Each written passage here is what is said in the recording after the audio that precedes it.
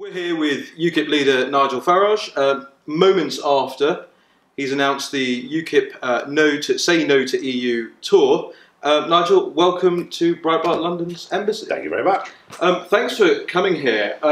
You gave a good long speech this morning about this tour that you're launching across the United Kingdom to reach out sort of beyond the Westminster bubble, I think was the words you were using. 300 dates. That's a lot of dates. Yeah, not all for me. I mean, UKIP, one of the great myths is that UKIP's a one-man band. It isn't. I'm the leader of it. I'm the governor. Fine. But we've got a lot of very good people involved in UKIP. You know, as MEPs, we've got Mr. Carswell as an MP, hundreds of councillors all over the country. And one of the things that we've done is to bring back the public meeting.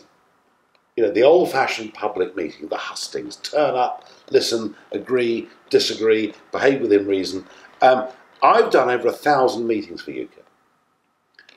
And now, in the last fortnight, suddenly, Jeremy Corbyn's done half a dozen, and it's all brand new. No, to hell with it. I've been doing it for 20 years. Well, I was struck when George Galloway launched his mayoral campaign in London. It was almost exactly the same as one of your meetings. Yeah, that's right. I think there is a genuine hunger amongst real people.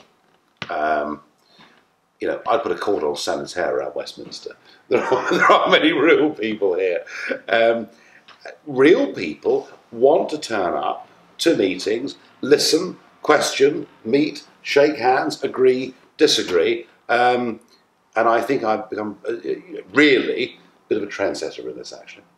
Were you at all affected by David Cameron's announcement that he's changing the wording of the referendum question, so it's no longer a say no, it's a stay in or leave? Has that? Well, great. I mean, look, the Electoral Commission, who have failed utterly in everything they've done since 2001, for the first time have done the right thing. And why? Because 1,000 UKIP members wrote to them, and that's written in their submission. 1,000 UKIP members wrote to say that well, two things really. Firstly, that the question only gave one option, and secondly, that the yes v no, positive v negative thing worked against the come outside. And you see, actually, think about it. I've been saying now for some months that the Yes campaign are busy.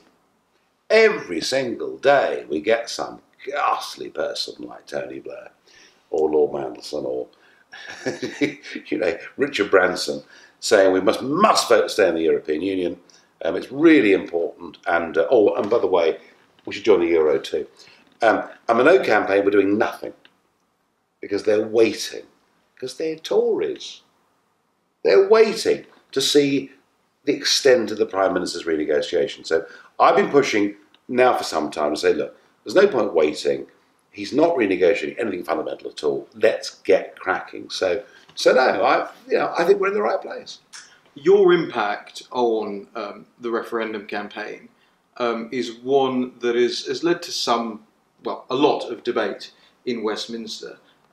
Not least this morning, which seemed to me a conveniently timed, sort of double-headed attack in the Telegraph and the Spectator of a poll that the fieldwork for the poll took place in early May. I mean, how do you respond to things like that? Well, or do you just not? Well, look, the posh boys, you know, who've never had a job, come straight from Oxbridge into politics, who are generally too cowardly to take on the really big issues of the day, think they should be the top dogs in this referendum campaign. Well, I'm very happy to work with them, but you know, the idea that any of them could lead anything, I mean, I wouldn't let most of them run a bath, frankly.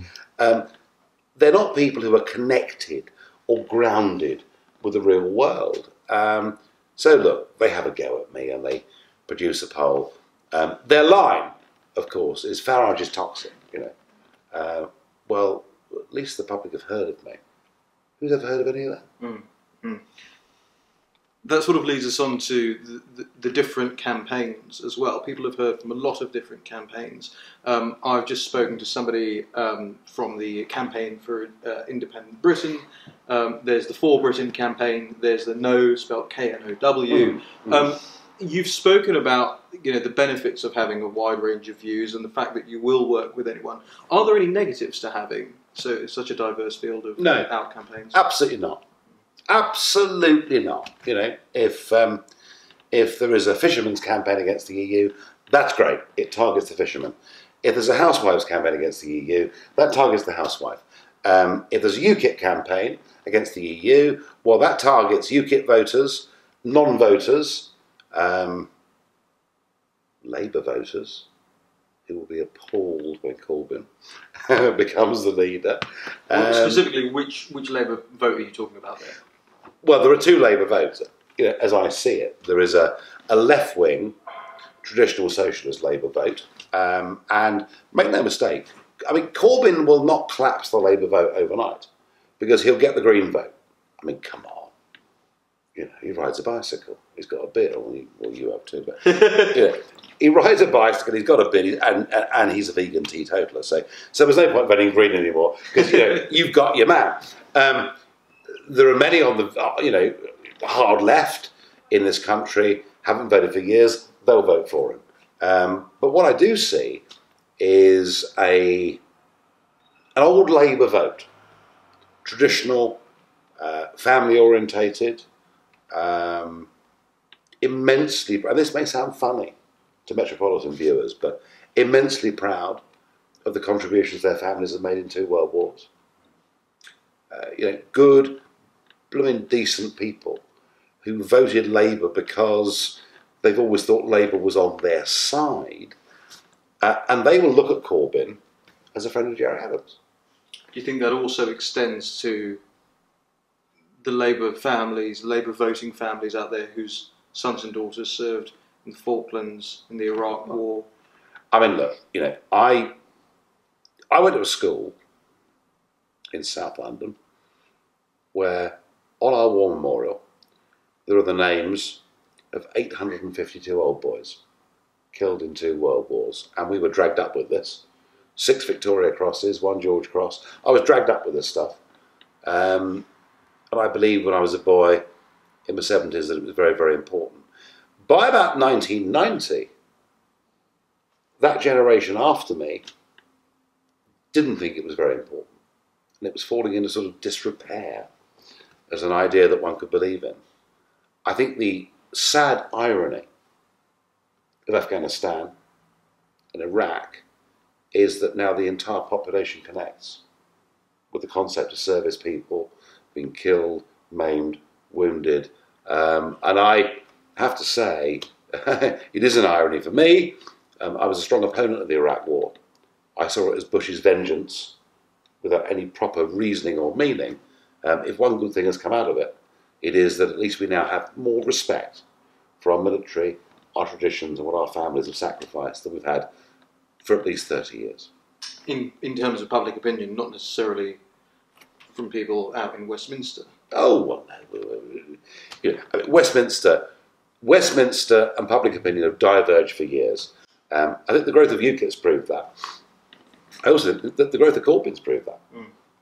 I mean, look, forget the politics of it. Forget what I agree with him on or disagree with him on.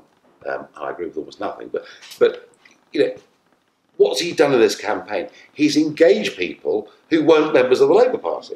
He's engaged people who think, hey, this guy actually believes in things.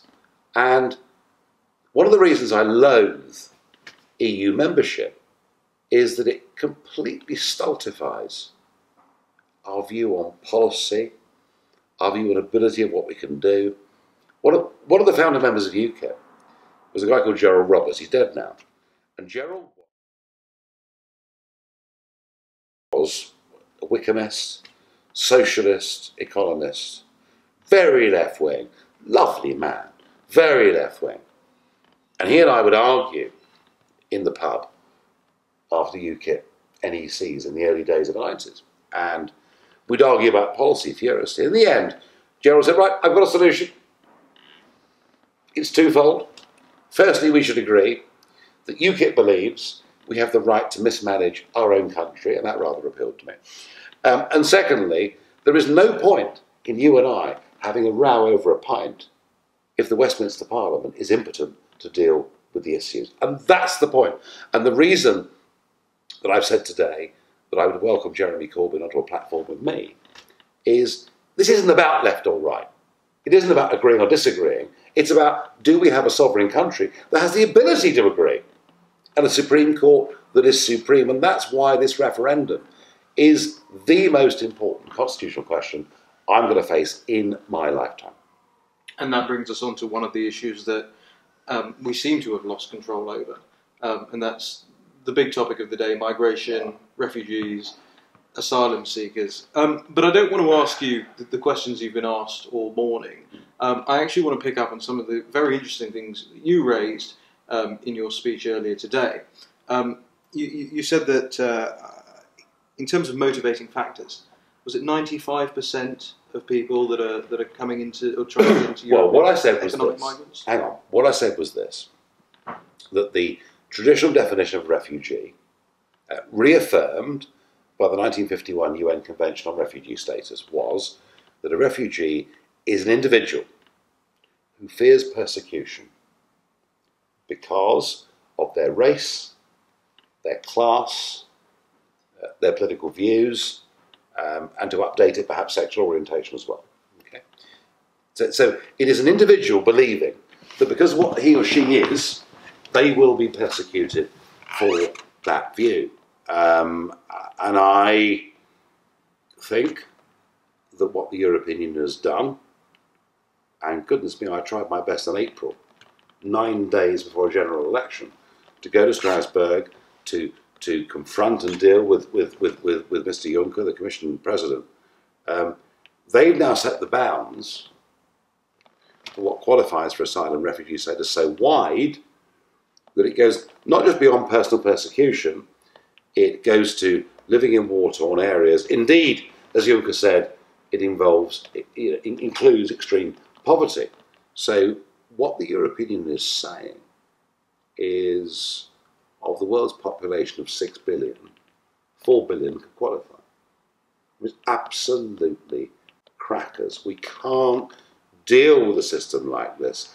And what's worse than the definition is the reality, which is all you have to do is set foot inside a European Union country and you can stay. Now, please, no one looking at this, misinterpret me. I am not saying that we should not help people in genuine need. Indeed, my own forebears were French Protestants, Huguenots, who came to Britain. 50,000 of them came over 100 years to Britain. And this country was very welcoming to Jewish people from Russia in the early 20th century, to Jewish people in the 30s and 40s who came from Germany and Austria, Ugandan Asians in the 70s who famously